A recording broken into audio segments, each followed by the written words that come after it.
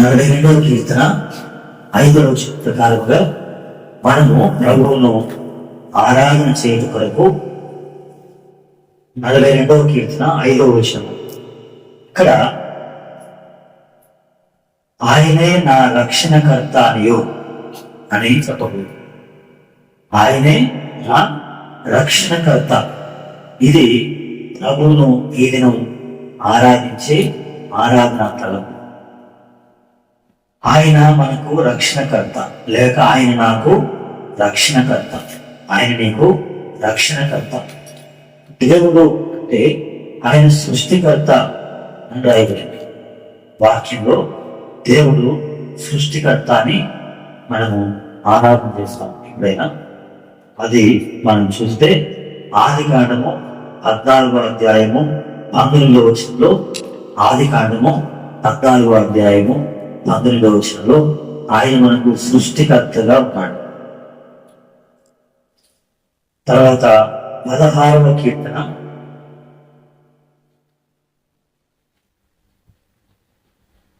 కీర్తనలు 16.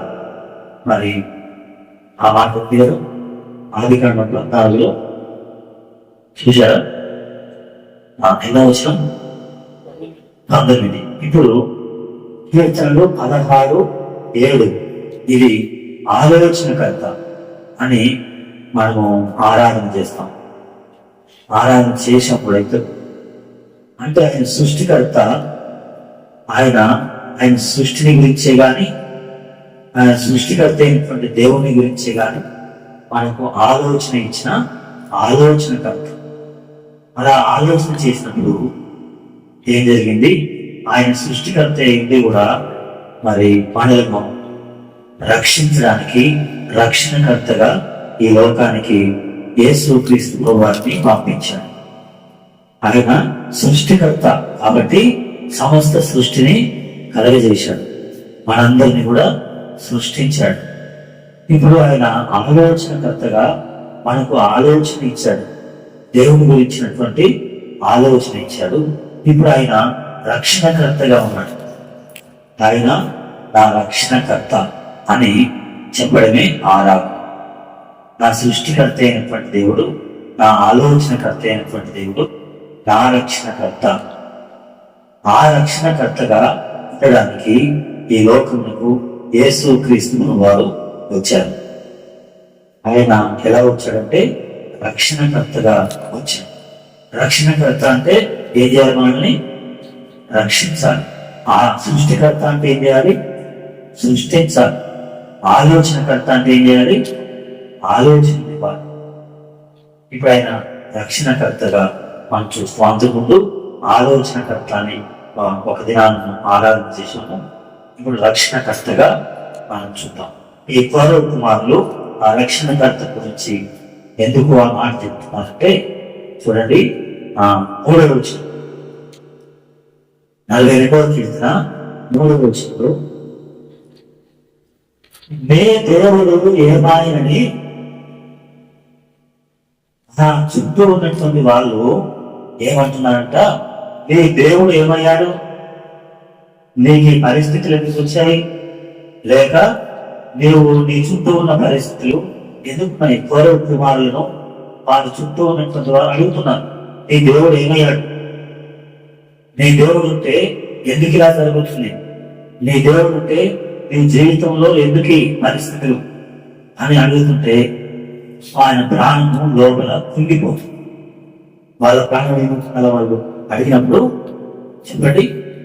వాళ్ళ కష్టం వచ్చింది, వాళ్ళకు ఒక ఇబ్బంది, వాళ్ళకు ఒక మరి సమస్య వచ్చినప్పుడు ఆ చుట్టూ ఉన్నటువంటి వాళ్ళు వచ్చి మీ దేవుడు ఏమయ్యాడు అని అడుగుతుండగానే వాళ్ళకు జవాబు చెప్పలేక హృదయం ఏమైంది?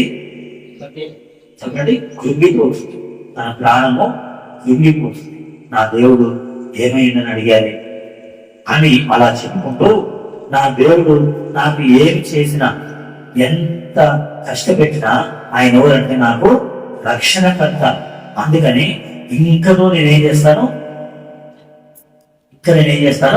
స్తుతిస్తావా అంటే స్తుతిస్తాను. యోను వాళ్ళ భార్య అంటుంది కదా, ఇంకనూ దేవుణ్ణి స్తుతిస్తావా? ఇక్కను యథార్థత వదిలిపెట్టవా?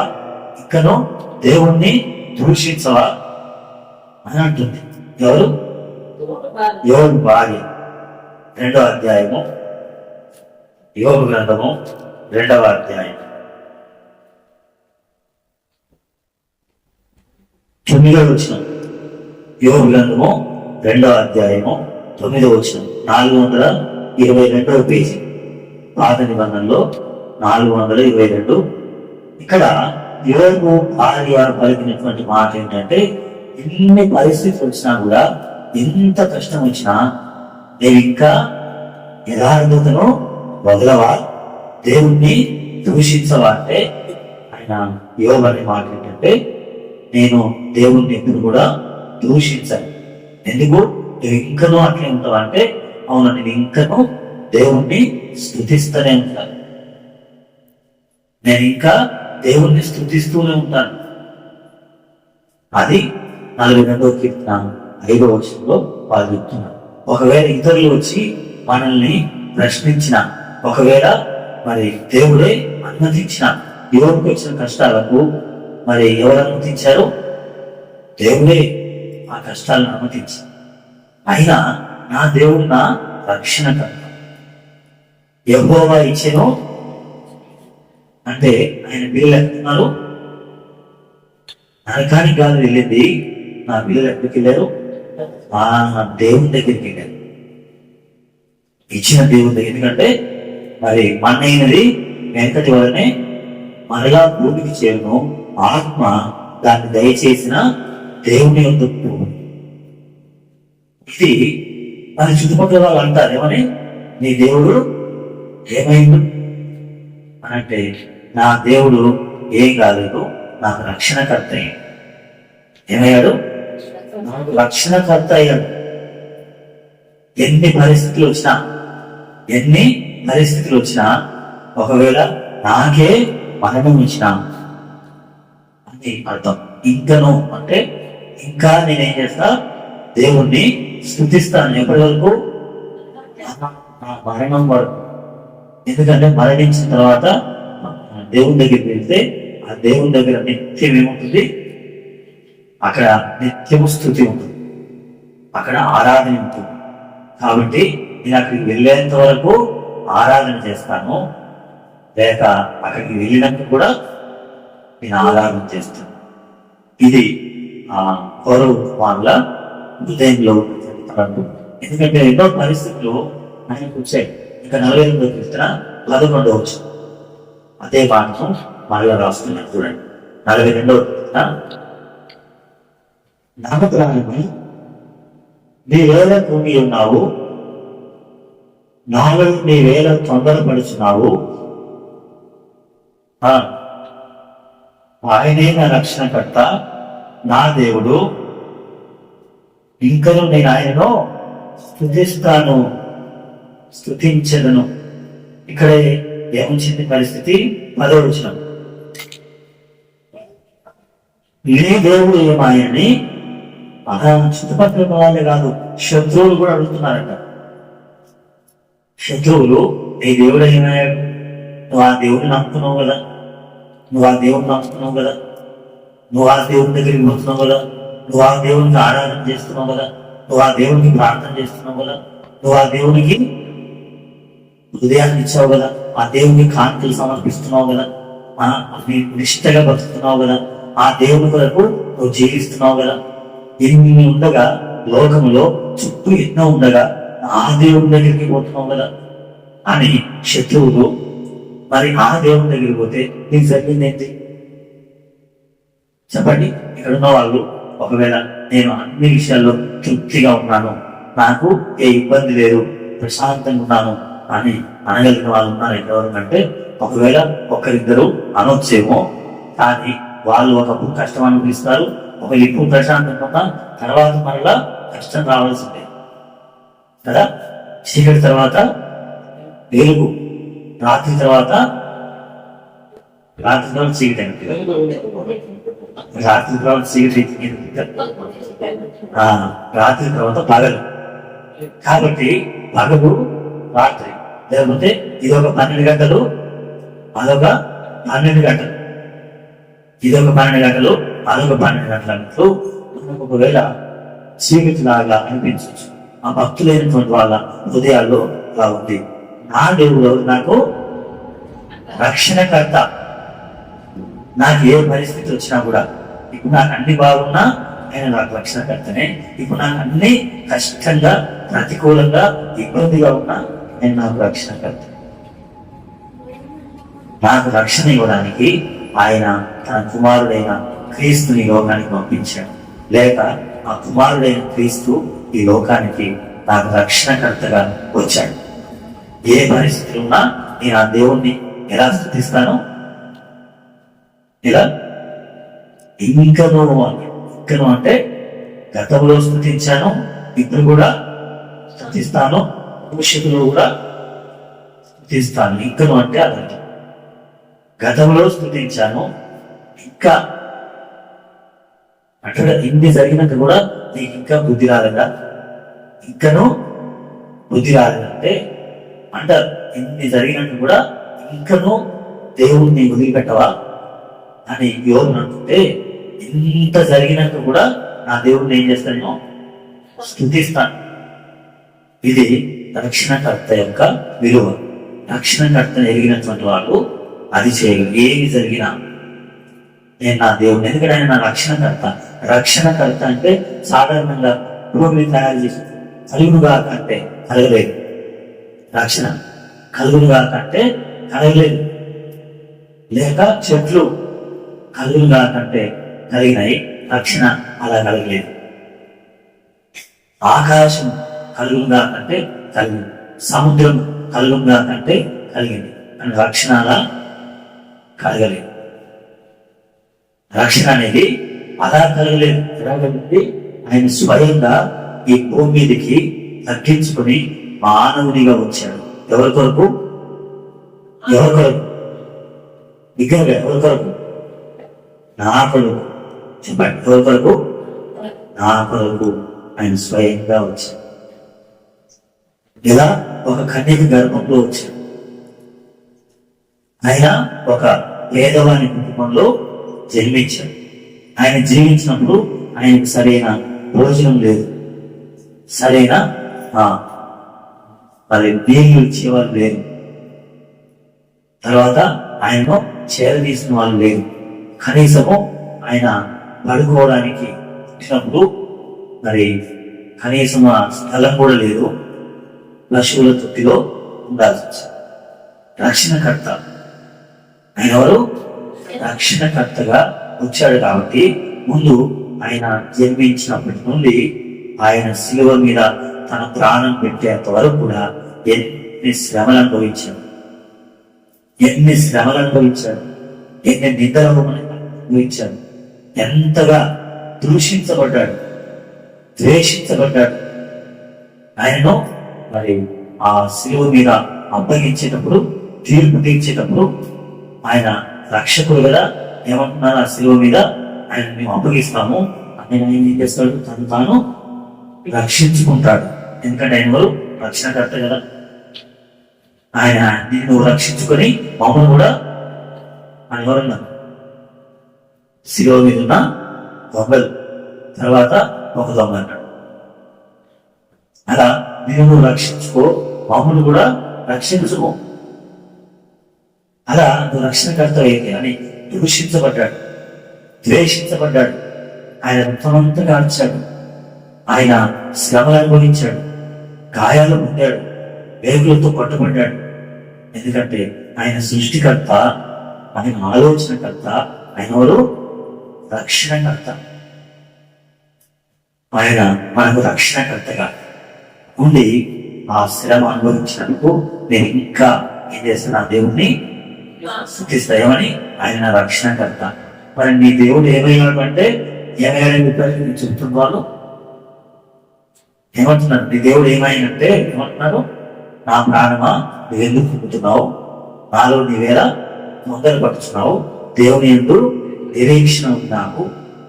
ఆయన నా రక్షణకర్త, నా దేవుడని ఇంకా నేను ఆయనను స్తుతిస్తాను. ఏ పరిస్థితి వచ్చినా బ్రతికినంత కాలం మళ్ళీ వారం వరకు ఒకవేళ మనం ఉండొచ్చు ఉండకపోవచ్చు, రేపే ఒకవేళ మనం మరణం కావచ్చు. కానీ కౌరవ కుమారుల యొక్క ఆలోచన, ఆయన నా రక్షణకర్త కాబట్టి నేను ఇంకా ఆయన స్థుతిస్తాను. ఇది ఆ కౌరవ కుమారుడు చెప్పారు. దీన్నే హబక్కూకు చెప్తున్నాడు. ఏమంటున్నాడు చూడండి. హబక్కూకు పాత నిబంధనలో 771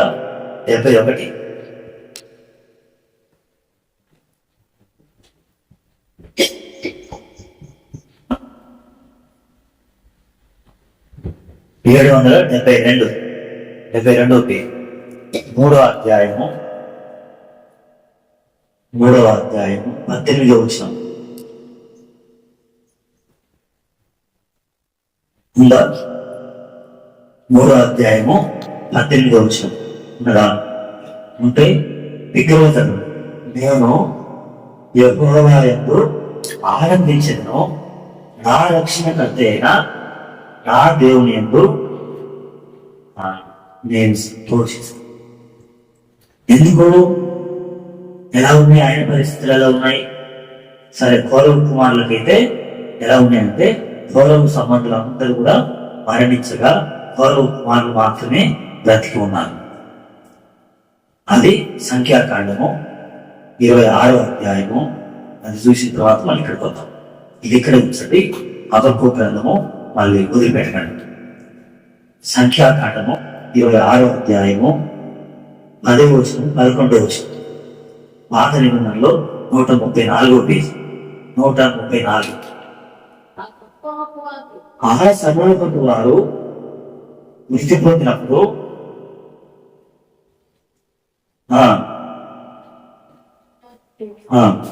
కౌరవును మింగివేసినందులో వారు దృష్టాంతం లేది.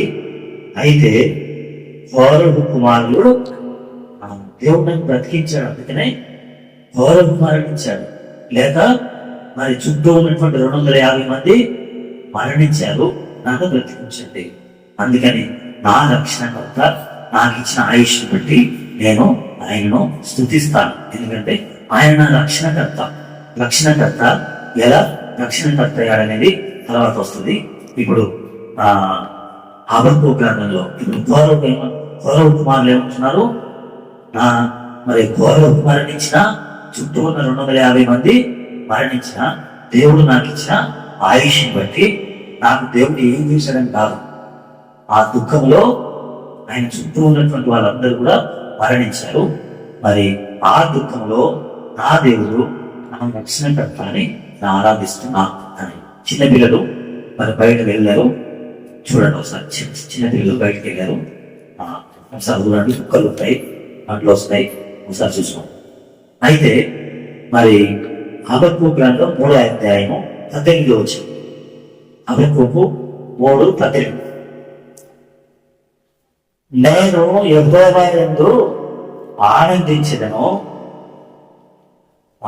చూడండి, నా రక్షణకర్త అని చెప్పగలుగుతున్నాడు హబక్కూకు. ఎందుకు చెప్తున్నాడంటే చూడండి ఎందుకు చెప్తున్నాడు ఒకసారి. 17వ వచనం.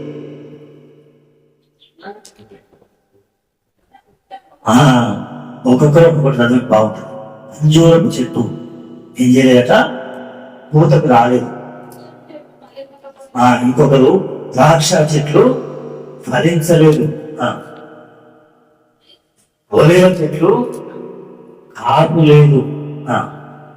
చేతిలోని పైరు పంటకు రాలేదు. ఇంకొకరు గురువులు తొట్టిలో లేకపోయినాము. ఇంకొకరు సాలలో పశువులు లేకపోయినను. చెప్పండి. ఒకటి ఒలివ, అంతేనా? అంజూరపు చెట్లు పూయకున్నా, ద్రాక్ష చెట్లు మలింపకపోయినా, ఒలివ చెట్లు కాపు లేకపోయినా, అంటే అన్ని తోటలు వేశాడు. అంజూరపు చెట్లు పెట్టాడు, ఇంకా ద్రాక్ష తోట వేశాడు, ఒలివ చెట్లు కూడా పెట్టాడు. అంటే మన గోధుమలు లేదా వరి, పత్తి, మిరపను పంట అంటాం కదా, మరి చేను మిరప చేన, వరి చేన, లేక జొన్న చేన, సద్ద చేన, ఇక మనం ఏదేస్తాం పత్తి చేన, ఏదేసాడు అది పంటకు రాలేదు, కరువు వచ్చింది. ఏమైందట, ఏం లేవు కాబట్టి మరి దొడ్డిలో ఉన్నటువంటి గొర్రెలన్నీ ఏం చేయాల్సి వచ్చింది, వారిని కోటి అమ్ముకోవాల్సి వచ్చింది. అన్నీ అయిపోతున్నాయి. 52 గొర్రెలు ఉంటే 52 వారాలకు 52 గొర్రెలు అమ్ముకొని తిన్నాడు. తర్వాత పశువులు కూడా పోయినాయి. యోగు కూడా అంతే కదా. యోగుకి ఏమైంది చెప్పండి, ఒంటెలు, గాడిదలు, తర్వాత గొర్రెలు, ఇంకా మరి ఆయన దగ్గర ఉన్నటువంటి పనివాళ్ళు, పంట ఏమేమి లేదు. అంతేమైంది, అబద్ధం కూడా అట్లా జరిగింది అని అనుకున్నాడు. ఏమనుకున్నాడు, అంజూరం చెట్లు ఇంకా పూతకు వచ్చినాయంటే నాకు బాగా అనిపించిందంటే అంజూరం చెట్లు పూతకి రాలేదు, ద్రాక్ష చెట్లు పూతకు వచ్చినాయి కానీ ఫలించలేవు. అయ్యో ఏం చేయాలి. తర్వాత ఉదయం చెట్టు ఏం లేదట, ఆకులు లేవు, పిందెలైనాయి కానీ కాలిపోయినాయి.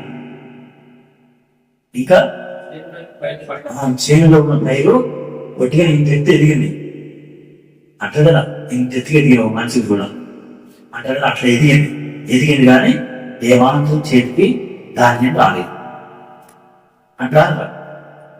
ఇంత ఎత్తుగా ఎదిగిన ఎందుకు, కనీసం ఇల్లు కూర్చరాదు, అంట్లు దోమరాదు, బట్టలు విండరాదు, ఆరే రాదు, వంట పెట్టరాదు, ఇల్లు దుర్పరాదు రాదు. అట్లయింది, పరిస్థితులు అట్లా ఉన్నాయి. కావాల్సింటే మనిషి చూడడానికి మాత్రం మంచి బట్టలు వేసుకొని కూర్చుంటాం, కానీ ఎవరెవరు ఎట్లున్నామో అంతా మన కుటుంబాలకు తెలుసు, మనందరికీ తెలుసు. ఇక మందిరంలో ఎవరెవరు ఎలా ఉన్నారో ఎవరు వాళ్ళకి తెలుసు. అయితే ఆయనకేమో అన్నిటి మీద ఆశ పెట్టుకుంటే ఆశ ఏమైపోయింది, అడి ఆశ అయిపోయినా, ఆశ గుసలపోయినా, ఇది జరిగింది. ఎందుకంటే చేతికి ఎదిగిన తర్వాత చెప్పిన మాట చక్కగా వయసు పెద్దకి వచ్చిన తర్వాత చెప్పిన వివాహం చేసుకోకుండా ఉన్నప్పుడు తల్లిదండ్రులకు ఎంత బాధ. అలాగే ఈయనకేదో జరిగింది. అలాంటి ఆ ఒలివ చెట్టు దగ్గరికి పోయి ఇలా చూశాడు. చూడగానే లోపల ఈ చుట్టుపక్కల ఏమంటారంటే నీ దేవుడు అంట. ఇన్ని జరుగుతున్నాయి కదా నీకు, నీ దేవుడు ఏమయ్యాడు. అప్పుడు ఆయన అంటుడు, ఈ ఒలివ చెట్టు కాదు నా రక్షణకర్త, ఈ అంజూరపు చెట్టు కాదు నా రక్షణకర్త, ఈ యొక్క పంట చేను కాదు నా రక్షణకర్త, ఈ ద్రాక్ష తోట కాదు నా రక్షణకర్త, ఈ చేను కాదు ఇక్కడున్న ఏది నా రక్షణకర్త కాదు, నా రక్షణకర్త నా కొరకు శిలువ మీద వేలాడాడు, ఆయనలో నేను ఆనందిస్తాను. నాకున్న ఈ ఒలివ చెట్టు కాదు, ఎగ్జామ్ రాస్తే మార్కులు రాలేదు, నీ దేవుడు ఏమైందని చుట్టుపక్కల వాళ్ళు అంటారు. ఒకవేళ ర్యాంకు రాలేదు అంటారు. అంటే ఆ మార్కులు కాదు నా రక్షణకర్త, ఆ ర్యాంకు కాదు నా రక్షణకర్త, ఆ ఉద్యోగం కాదు నా రక్షణకర్త. ఇంటర్వ్యూ పోయిన కాలంలో ఫెయిల్ వస్తుంటే ఏమైంది నీ దేవుడు అంటారు చుట్టుపక్కల. అంటే ఆ ఇంటర్వ్యూ కాదు నా రక్షణకర్త, ఆ ఉద్యోగం కాదు, లేకపోతే కుటుంబంలో ఇన్ని జరిగినాయి కదా అంటే ఇవన్నీ నా రక్షణకర్త కాదు, నా కొరకు శిలువ మీద ప్రాణం పెట్టిన నా యేసయ్యే నా రక్షణకర్త. అది హబక్కూకు చెప్పింది. హబక్కూకు యొక్క ఆరాధన, నా రక్షణకర్త నా కొరకు ఆయన లోకానికి వస్తాడు. ఇంకా అప్పుడు రానిలేదు. హబక్కూకు కాలంలో యేసు లోకానికి రాలేదు, కానీ ప్రవచనం అని నాకేం జరిగినా పర్వాలేదు, నీ దేవుడు ఏమైందని అంటారా నన్ను, ఆయన బాధ అవుతుందంట. వాళ్ళ చూడండి ఏమైంది వాళ్ళకు. 17 జరిగింది కదా, 17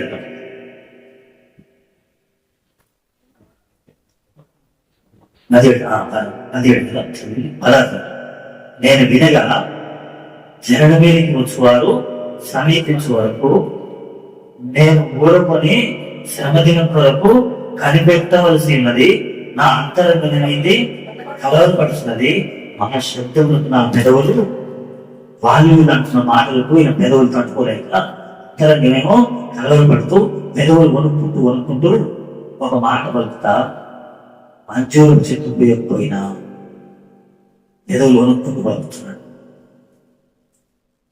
ద్రాక్ష చెట్టు ఫలించకపోయినా, ఒలీవ చెట్టు కాయకపోయినా, గొర్రెల దొడ్డిలో ఉండకపోయినా, సాలెలో పశువులు లేకపోయినా, జేబులో డబ్బులు, బీరువాలో బట్టలు చెప్పండి లేకపోయినా,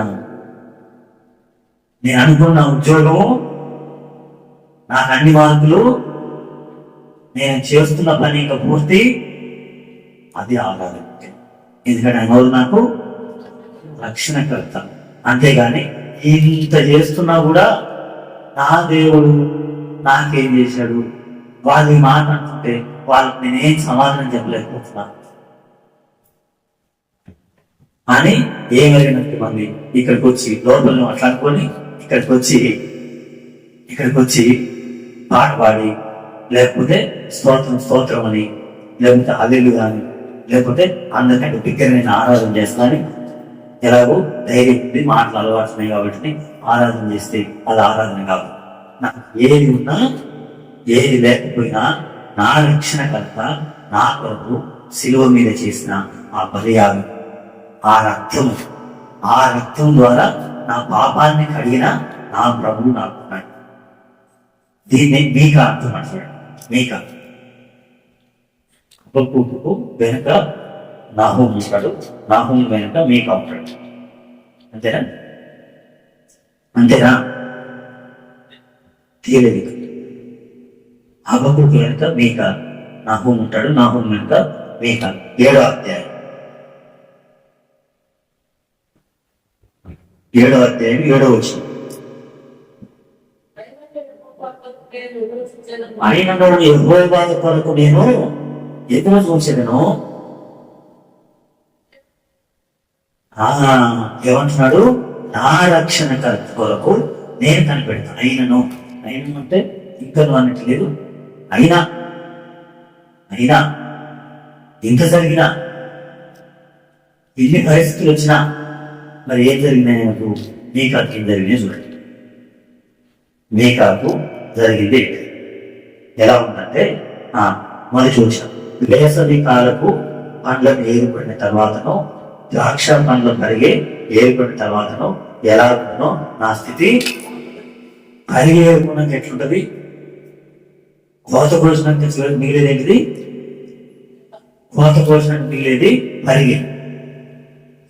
అంటే కాదు నీకు చెరువు వేలం పాటేసిన తర్వాత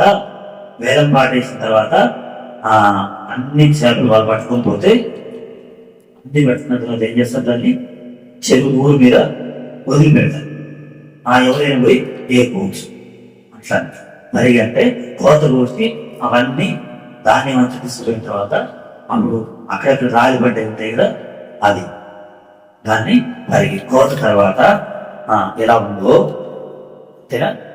వేసవి కాలు పండ్లను ఏరుకున్న తర్వాతను, ద్రాక్ష పండ్ల మరిగే ఏరుకున్న తర్వాతను, మరిగా కూడా ఏరుకొని పోయారు. అంటే చెరువు లూటిపోయి అంటారు కదా. అంటే వేలం పాట వేసుకున్న వాళ్ళు తీసుకొని పోయారు, మిగతా వాళ్ళు ఊరువులు వచ్చి అన్ని పట్టుకొని పోయిన తర్వాత అప్పుడు నీళ్ళు ఉంటాయి. అట్లా ఉంది నా పరిస్థితి. అంత అయిపోయింది, ఏం లేదు. ఇక నా పరిస్థితి జరగలిగిందంటే అడుగు పొడుగు ఏం లేకుండా మొత్తం నీళ్ళు. ఇక నాకు ఎటు చూద్దామన్నా ఏమీ లేదు నా పరిస్థితి. ఎటు చూద్దామన్నా ఏ ఆశలు లేవు. ఇక ఇటు పోదామంటే ఇటు లేదు, ఇటు పోదామంటే ఇటు లేదు, ముందుకు పోదామంటే ముందుకు లేదు, వెనక్కి పోదామంటే వెనక్కి లేదు. కాబట్టి ఒకటే దిక్కు. ఎటు చెప్పండి, ఎటు దిక్కు? ఇక దేవుడే అన్నట్లు ఆయన పరిస్థితి అట్లా ఉందంట. ఇంకేమన్నాడు? చదువు 2వ వచనం. ఒక్క భక్తుడు కూడా దేశంలో కనబడట్లేదు. ఎట్లా ఉండట? జనులలో యథార్థపరుడు ఒక్కడు లేడు. అందరూ ఏం చేస్తున్నారు? వారిని చేయడానికి వచ్చి ఉన్నారు. ఎప్పుడు ప్రాణం తీద్దామా, ఇప్పుడు ఎక్కడ దొరుకుతారా అని చూస్తున్నాడు. ప్రతి మనుషుడు ఎలా ఉన్నాడు? కిరాతుడై సహోదరుల కొరకు ఏం చేస్తున్నాడు? చేపలకు వలె లేకపోతే వెయిట్ చేస్తారు వాళ్ళు పిట్టలకు ఇంకా ఉడతలకు ఇందేలకు వెయిట్ వేస్తారు కదా, వాడికి వేస్తే వాళ్ళు కానీ సహోదరులకు వాళ్ళు ఇస్తున్నారు. రెండు చేతులతో క్లీన్ చేద్దాం అనుకుంటున్నారట. రెండు చేతులతో తింటుంటేనే ఏమంటారు, రెండు చేతులతో తింటున్నాడు. ఒక చేతం జీతం, ఒక చేతం లంచం. అది రెండు చేతులతో ఏం చేస్తున్నాడట, తిన్నా పర్వాలేదు కానీ రెండు చేతులతో కీడు చేయాలనుకున్నా పరిస్థితులు మేకప్ వచ్చినాయి. ఆయన చుట్టూ అట్లున్నాయి. రెండు చేతులతో కీడు చేస్తున్నారు. అధిపతులు ఏం చేస్తున్నారు, బహుమానాలు కోరుతున్నారు. న్యాయాధిపతులు ఏం తీసుకుంటున్నారు, లంచం తీసుకుంటున్నారు, లంచాలు తీసుకుంటున్నారు. గొప్పవారు తమ మోసపు కోరికలు తెలియజేస్తున్నారు. ఇవన్నీ వివరించడానికి సమయం లేదు కానీ అలాంటి పరిస్థితులు మీకు కనపడుతుంది. ఆయన చుట్టూ చూస్తుంటే అలాంటి పరిస్థితులు కనపడుతున్నాయి. ఎంత భయంకరంగా ఉందో పరిస్థితి. వాళ్ళు ఎలా ఉన్నారట, ఏకపట్టుగా ఉండి దాన్ని ముగిస్తారు. చెడు పనులు చేయడానికి ఒక్కటైతారు వాళ్ళ. అవన్నీ చూస్తున్నాడు మీక. 4వ వచనం, వాళ్ళు మంచి వాళ్ళు ఎలా ఉన్నారు, మంచి వాళ్ళు అనుకున్న వాళ్ళు ముళ్ళ చెట్లాగా తయారైన మంచి వాళ్ళు అనుకున్న వాళ్ళు యథార్థంగా ఉంటుంది. వీళ్ళు అట్లాంటి వాళ్ళు కాదు, ఉన్నట్టు అనుకున్న వాళ్ళు ఏమంట ముళ్ళ కంచె కంటే ముళ్ళుగా ఉన్నారు. ఇవన్నీ చూస్తుంటే నీకు అన్నారు కదా, నువ్వు ఇంత బాగున్నావు కదా, మరి నీ చుట్టూ ఇలాంటి పరిస్థితులు వచ్చినాయి కదా, నీ దేవుడు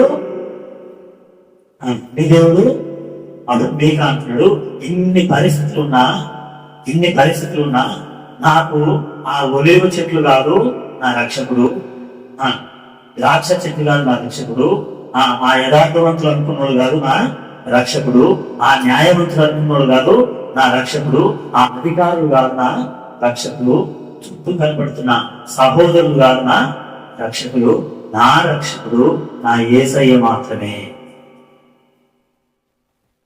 అది ఆయన చేసే ఆగం. నా రక్షకుడు ఆయన ఎన్ని పరిస్థితులున్నా ఏమి జరిగినా ఆయన ఎవరు, నా రక్షకుడు.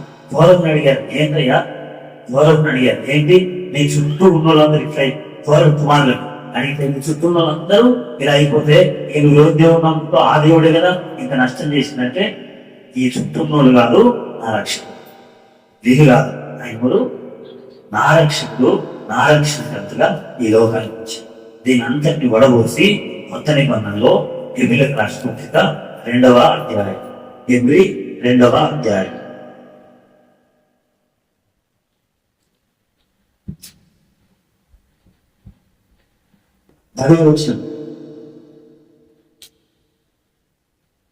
హెబ్రీ కొత్త నిబంధన 201వ పేజీ, 201వ పేజీ. అందరం కలిసి చదువుదాం. 201, 2వ అధ్యాయం 10వ వచనం. ఎవరి నిమిత్తమో సమస్తములో ఎవరి వలన సమస్తము కలుగుచున్నవో అనేకులైన కుమారులను మహిమను తెచ్చుతుండగా వారి రక్షణకర్తను శ్రమల ద్వారా సంపూర్ణంగా చేయుట. కాబట్టి ఆ రక్షణకర్త మనం ఎన్ని శ్రమలు అనుభవిస్తున్నామో అంతకంటే ఇంకా అధికమైనటువంటి శ్రమ ఈ భూమి మీద అనుభవించి ఆయన రక్షణకర్తగా సంపూర్ణుడయ్యాడు. ఆ రక్షణకర్తను మనం ఎరిగి ఏ పరిస్థితిలోనైనా నా రక్షణకర్త నా కొరకై రక్తమిచ్చి ప్రాణమిచ్చి తిరిగి లేచినాడు, తిరిగి రాబోతున్నాడని ఆరాధించాలి.